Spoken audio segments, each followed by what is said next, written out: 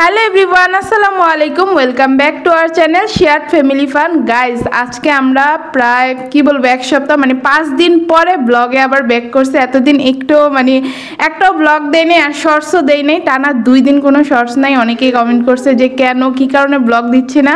আসলে আমাদের ছেলে অনেক বেশি অসুস্থ ছিল, ওর কৃমি হয়েছিল পেটে প্রচুর পরিমাণে, যার কারণে আমরা ওকে কৃমির ওষুধ খাওয়াইছিলাম। ও কি প্রথমবার না ওষুধটা ফেলে দেয়, তো ফেলে দেওয়ার কারণে ওকে আবার আরেকটা আমরা খাওয়াই, তো সেখানে ওর একটু ওভারডোজ পড়ে যায়।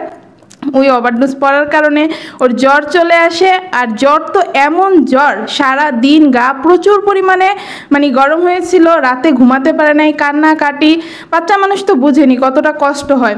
তো আমরা অনেক বেশি ভয়ে ছিলাম যে কি না কি হয়ে যায়। আর আমাদের শাশুড়ি আম্মা যখন জানতে পারছে যে আমরা এই কাজ করছি, বাসায় এসে তো ডেইলি আমাদেরকে এত পরিমাণে বকাঝকা করছে যে তোমাদের সাহস হয় কী করে একটা বাচ্চাকে তোমরা কৃমির ওষুধ ওভারডোজ কেন দিছো। তা আমরা তো বলছি যে আম্মু ও ফেলে দিয়েছিল, এই কারণে ওকে দেই। তারপর আম্মু বলতেছে তুমি জানো যে কৃমির ওষুধের কি পরিমাণ ক্ষতি হইতে পারে। তার সাথে নাকি একজনকে ছিল কৃমির ওষুধের ওভারডোজ পড়ার কারণে চোখ নষ্ট হয়ে গেছিল। তো এইসব কারণে অনেক বেশি ভয় পাইতেছিল। তারপরে আমাদের ছেলে তো জ্বর, মুখে ঘা হয়ে গেছে। ওর ও কি করে, খেলনা টেলনা নিচে পড়ে থাকে, টুস করে মুখে দিয়ে একটু দুষ্টামি করার জন্য নেয়। তো ওইসবের কারণে ওর মুখে ঘা হয়ে যায়। একটু আগেই ওর জন্য আমরা মুখের একটা জেল নিয়ে আসি। ও খেতেই পারে না, খাবার মুখে দিলেই ব্যথা ব্যথা, ওর জলে ওইটাকেও বলে যে ব্যথা, তো খাইতেই পারে না। আজকে সারাদিনই কিছুই খায় নাই, বলো কিচ্ছু খায় নাই। তো মুখে খাবার দিলেই ও ব্যথা করে, একটু পরে পরে এক নলা মুখে দিলেই বলতেছে কি আম্মু ব্যথা ব্যথা করে অনেক জোরে একটা চিল্লান দিয়ে ওঠে আর ব্যথা। তারপরে আমি তাড়াতাড়ি পানি দিই, এরপরে আবার আর এক নলা দিই।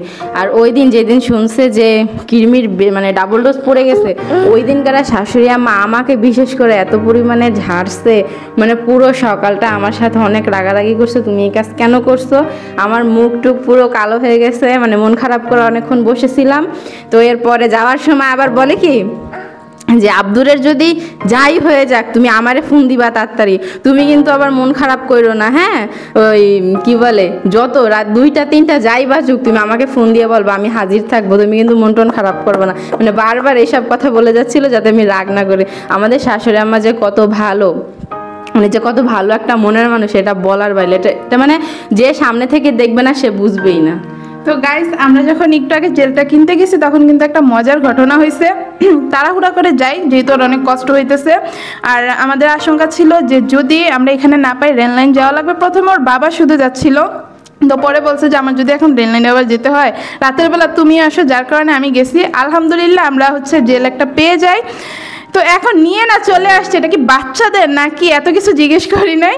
পরে যখন একদম বাড়ির কাছাকাছি চলে আসছি তখন আমাদের মনে হয়েছে, আমরা তো জিজ্ঞেসই করিনি এটা বাচ্চারা দিতে পারবে নাকি। পরে ভিতরে একটা কি বলে ব্যবহার বিধি থাকে না, ওইটা দেখে বুঝতে পারছি যে না এটা বাচ্চাদেরও। তো আল্লাহ বাঁচাইছে যে বাচ্চাদের না হলে আবার ফেরত যাইতে হইতো। তো এখন কথা যেটা আজকে ব্লগের ক্যাপশনটা যেটা নিয়ে অনেক কথা বলে ফেলতেছি। তো অনেকে আবার বলতে পারেন এখন একটা কথা না বললেই না, যে বাচ্চা অসুস্থ আপনারা কন্টিনিউয়াসলি ব্লগ করেই যাচ্ছেন। আমরা কিন্তু বলছি শুরুতে আমি যে টানা 5 দিন কোনো প্রকারের কোনো ব্লগ দেই নাই। 2 দিন তো পুরোপুরি শর্টস দেওয়া অফ ছিল, এর আগেও 1-2টা করে ব্লগ দিয়েছিলাম, তো একদম নর্মালি শর্টস। তো ঘরে কিন্তু মাঝখানে আমাদের অনেক কিছু আসছে, সেটাও কিন্তু আমরা আপনাদেরকে দেখাইনি। চাইলে কিন্তু দেখাতে পারতাম, আমার সতীনের কাছে বাচ্চাদেরকে রেখে আমি কিন্তু চাইলে ব্লগ করতে পারতাম, কিন্তু সেটা আমরা করি নাই কারণ আমাদের বাচ্চা অনেক বেশি অসুস্থ। যখন একটু কম অসুস্থ থাকে হালকা পাতলা তখন আমরা ব্লগ কন্টিনিউ করি। যেমন আমাদের আমার সমস্যাটাই ধরেন, আমার যে কয়েকদিন আগে জিনের প্রবলেম ছিল তখন কিন্তু আমি কন্টিনিউয়াসলি ডেইলি ব্লগ দিছি। কিন্তু এখন যেহেতু বাচ্চা অসুস্থ, বাচ্চা জিনিসটা অনেক সেন্সিটিভ একটা জায়গা। তারপরে ওর কৃমির সমস্যা, এই কৃমির জিনিসটা কিন্তু অনেক সেন্সিটিভ একটা বিষয়। তার উপর ওর আবার পেট ব্যথা ছিল, তো যার কারণে ওর বাবা এই জিনিসটা নিয়ে অনেক ভয়ে ছিল, আমিও অনেক ভয়ে ছিলাম। কারণ অনেক সময় হয় কি বাচ্চাদের অনেক বেশি কৃমি হয়ে গেলে সেটা অপারেশন করে বের করতে হয়, তো এই ধরনের ভয় আমরা পাচ্ছিলাম। তা আলহামদুলিল্লাহ এখন ওর জ্বরটা কমছে, পেট ব্যথাটাও নাকি একটু কমছে। ওই নিজেই বলে, যখন ওর অনেক ব্যথা করে নিজে থেকে এসেই বলে যে আমার পেটে অনেক ব্যথা করতেছে, এখন আর বলে না আলহামদুলিল্লাহ। তো আপনারা সবাই দোয়া করবেন আমাদের ছেলে যাতে সুস্থ হয়ে যায়, আস্তে আস্তে কোনো খারাপ কিছু না হয়। বুঝতে পারতেছেন যে মায়েদের মনের অবস্থা কেমন, আজকে আমার কথাগুলো শুনলে আপনারা বুঝতে পারবেন। তো আজকের টপিক যেটা ব্লগের, আমরা 200 দিন হচ্ছে একটা ফিল্টার কিনছি। তুমি যখন কথা বলতেছিলা তখন তোমার ছেলে বলতেছিল আম্মু এখানে পানি আসে না কেন, আমি বলছি এখনো ঠিক হয় না, আস্তে আস্তে বলতেছিলাম। মানে গাইস শখের জিনিসটা আনতে না আনতে ভেঙে গেছে। এখন আবার অনেকে বলবেন যে পানির ফিল্টার কি কারো শখের হয়? হ্যাঁ হয় গাইস। এই যে পানির বোতলগুলো দেখতে পাচ্ছেন, আমাদের সপ্তাহে পুরো একটা কেস লাগে। তো এখন বলবেন বাচ্চারা কি 1 কেস পানি খেতে পারে? আসলে বাচ্চাদের জন্য আনি মেনলি, কথাটা ফার্স্টে ক্লিয়ার করে নিই। মিনারেল ওয়াটার খেতে অনেক বেশি ভালো লাগে। তা আমরা না আলসেমি করে নিজেরা আর পানি ভরি না, হাতের কাছে এটা থাকে এটা নিয়ে পানি খেয়ে ফেলি, যার কারণে আমাদের সপ্তাহে পুরো একটা কেস লাগে।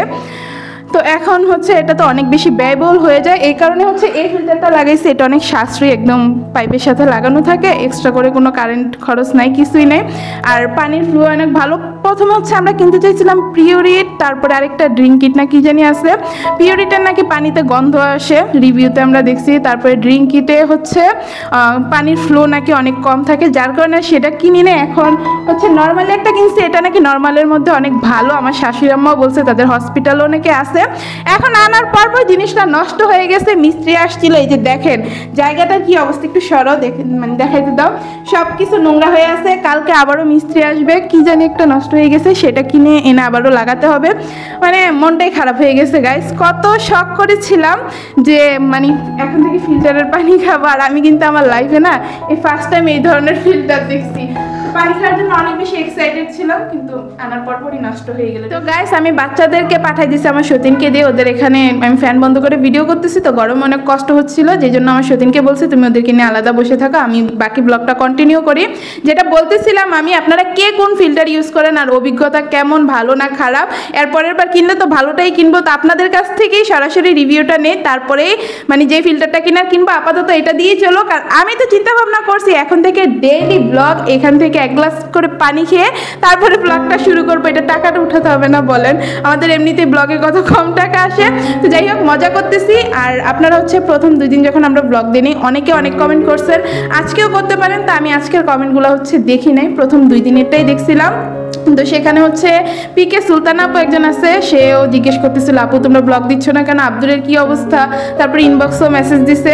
তারপর আরেকটা আপু আছে ঈশা আপু, বগুড়ার কোনো একটা মেডিকেল কলেজে পড়ে। আপুকে এই কয়দিন না আমাদের অনেক বেশি দরকার ছিল আমাদের ছেলের এই অসুস্থতার সময়ে, কিন্তু পাই নাই। যাই হোক আপু অনেক খোঁজখবর নিচ্ছে যে আমরা কেন ব্লগ দিতেছি না, আব্দুলের কি অবস্থা। তারপর হচ্ছে মানে আমার মনে আসতেছে না নামগুলো, অনেক বেশি প্রেশারের মধ্যে আছে। তার 2-3 দিন আগে দেখছি একদম শুরুর দিকে। অনন্যা মিম আপু, সে তো আমাদের চ্যালেঞ্জ ব্লগের জন্য অনেক বেশি এক্সাইটেড, কবে দিব ডেইলি জিজ্ঞেস করছে। আপু খুব তাড়াতাড়ি আমরা চ্যালেঞ্জ ব্লগগুলো দিব, আব্দুর রহমান পুরোপুরি সুস্থ হয়ে উঠুক, বাচ্চা অসুস্থ অবস্থায় তো আর চ্যালেঞ্জ ব্লগ করা যায় না, তাই না। তারপরে কমেন্ট করছে জাহির এমডি, সুলতান খান, এই আপুটা সম্ভবত কুয়েত থেকে আমাদের ব্লগগুলো দেখে। আসলে ছেলের আইডি থেকে অনেকেই আমাদেরকে হচ্ছে কমেন্ট করে, কিন্তু তাদের নামগুলোকে আমি জানি না। এমন কারা কারা আছেন অবশ্যই আমাদেরকে কমেন্ট করে জানাবেন। আরেকজন হচ্ছে আনিশা, ও আমাদেরকে আগে যে কি পরিমাণ কমেন্ট করতো, দিনে 100 থেকে 150টা কমেন্ট করতো, আর এখন আমাদেরকে 1-2টা কমেন্ট করে, যার কারণে আমি ওর উপর প্রচন্ড পরিমাণে রেগে আছি। ওর নামটা নিব না, তাও নিয়ে ফেলছি। যাই হোক আজকের ব্লগটা এখানেই শেষ করতেছি। আর আপনারা ফিল্টারের অভিজ্ঞতা অবশ্যই আমাদেরকে কমেন্টে জানাই যাবেন। আল্লাহ হাফেজ।